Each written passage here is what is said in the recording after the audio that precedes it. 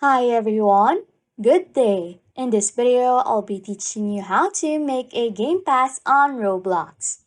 Okay, first things first, this guide works on all types of mobile devices, including iOS, Android, and even your tablets.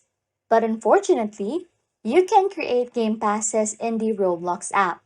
So, we'll use a browser instead.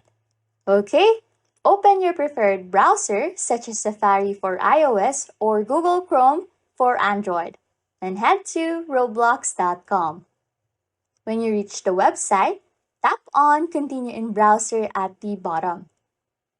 What you want to do is to log in into your account and tap Continue in Browser again to access the Roblox website. You may need to request the desktop website, which you can do by tapping on the relevant option in the browser settings.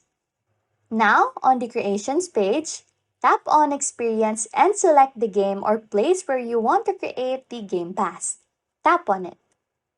To create the Game Pass, tap on the three bars to the left of Dashboard and then choose Associated Items and select Passes.